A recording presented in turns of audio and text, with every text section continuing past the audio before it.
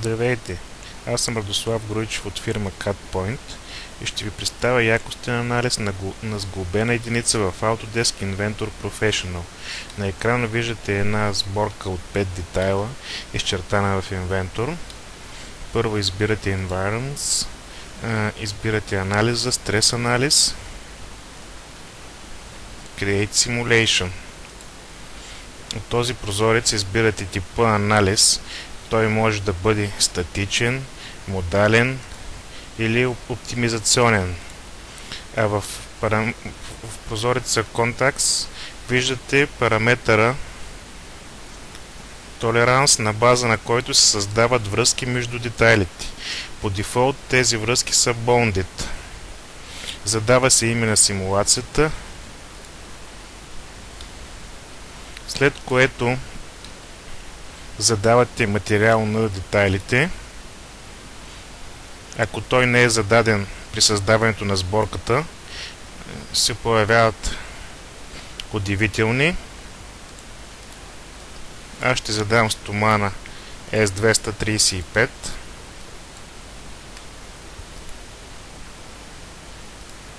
След което ще поставя опори.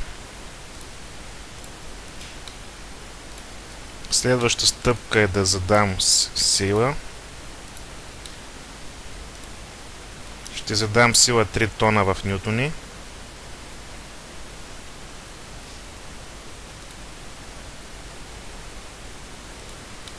Ще задам връзки между детайлите. Те могат да се задават автоматично и ръчно на база параметъра, който зададохме при създаване на симулацията. Ще ги създавам автоматично. Ще задам и земно ускорение.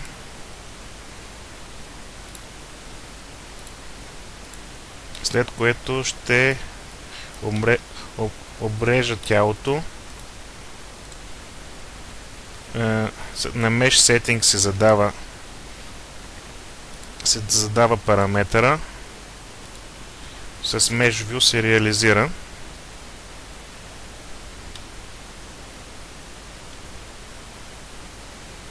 Ако искаме даден фичър да не участва в симулацията, може да го потиснем с Exclude for Simulation.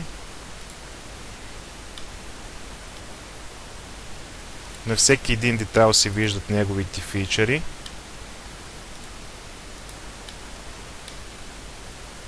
За да се изчисли модела, се избира Simulate.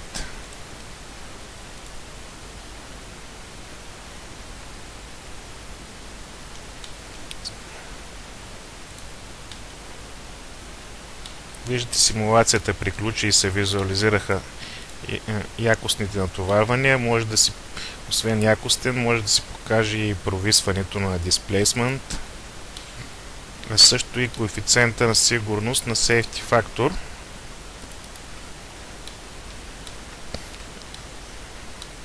Може да се промени тази визуализация, като се зададат от Color Bar се зададат граници на симулацията, примерно 220 мегапаскала до 100. Също тази линия може да се визуализира, да се скрива или да се премахва, или да се слага. Може в произволна точка се визуализират резултатите с командата Prop.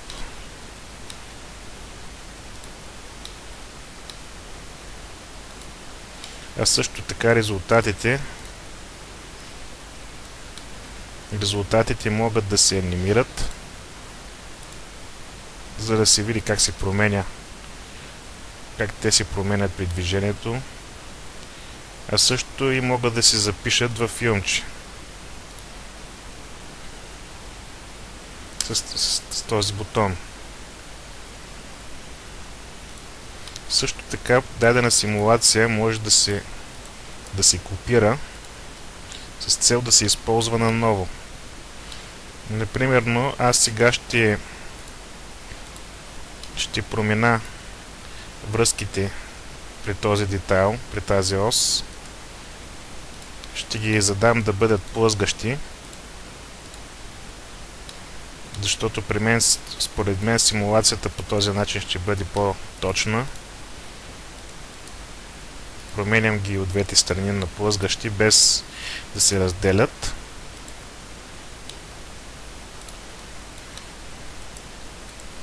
След което ще симулирам наново.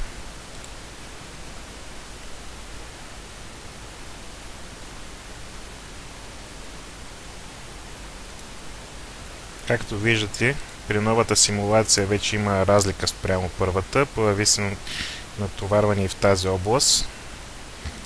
Може да се види, че детайла се движи.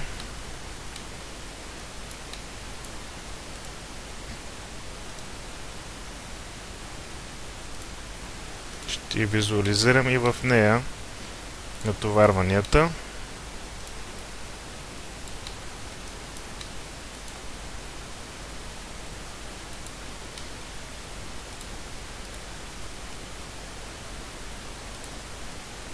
А също така, дадена симулация може да се визуализира в Web интерфейс с командата Report. Задава се името на симулацията и се потвърждава, за да се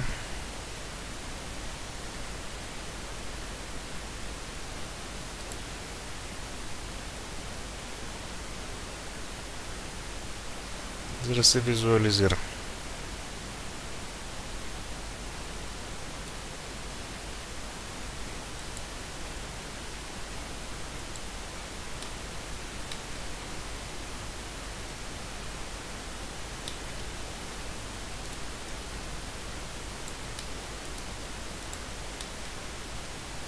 И